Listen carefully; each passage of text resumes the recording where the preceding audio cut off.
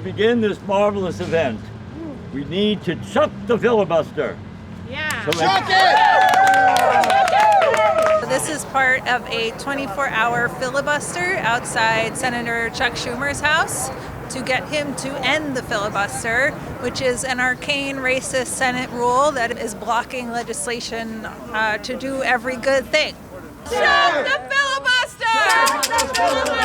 From now until noon tomorrow, the following groups will continuously speak, read, sing, and declaim a people's filibuster.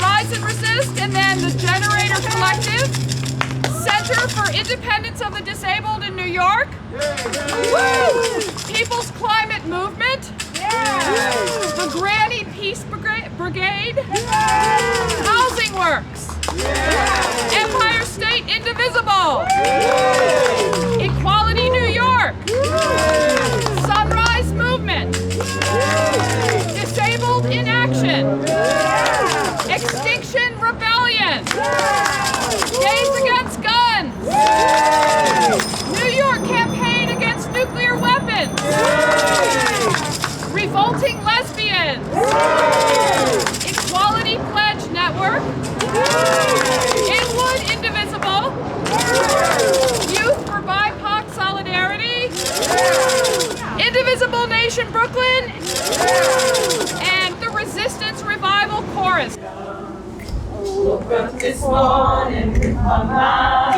that you would stand on freedom. Hallelujah, hallelujah, hallelujah, hallelujah. I would love to get rid of the filibuster. The top ones for me would be the H.R. 1 for the People Act. I feel like there's so many elements to that that are important, from allowing greater voting access to all, to getting money out of politics, and also getting rid of gerrymandering. Really importantly, there's S1, which is for the People Act, along with the John Lewis Voting Rights Act. And we're in real danger if we don't get those passed of just not having a democracy. It's very important to me to see laws passed on transportation, because we want to see accessible transportation for people with disabilities. Passing bills that involve making the disabled able to take the train, to take easier access instead of having to take longer trips. They work. Disabled people, they socialize. And we need these bills passed. We have to end the filibuster because we need Medicare for all. We have some of the most expensive health care in the world with some of the poorest outcomes. I wouldn't be alive today if it wasn't for the intervention of modern medicine, but my standard of living has been definitely affected because of the high cost of medical care. His infrastructure plan does include, in addition to, roads and bridges and tunnels, it includes the care infrastructure, and that infrastructure is very important to people with disabilities. We think that people with disabilities need to have the supports and services to be able to live independently in the community and not in institutions like nursing facilities, like psychiatric centers, like jails. The climate crisis, we have under 6 years to get our emissions down to zero, basically. So really the time to act is now, and the reality is the Senate can't pass meaningful, lasting climate legislation without ending the filibuster.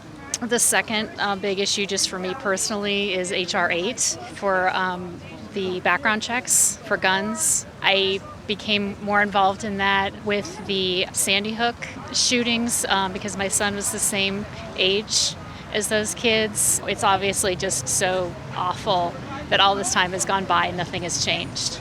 The George Floyd Justice and Policing Act, H.R. 1. It's just amazing how many problems this country has been facing that there's actually legislation now that would solve them. And quite frankly, I think we need to abolish the filibuster and then immediately pass statehood for Washington, D.C.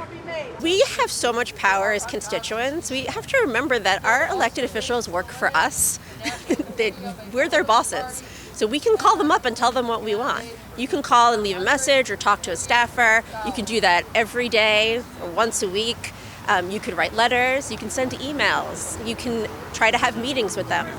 And what we want is for them to end the filibuster so they can do their jobs. Went down to Schumer's house and I took back what he stole from me. Took back my dignity. Took back my humanity. Under my feet, under my feet, under my feet, under my feet. Let the system walk.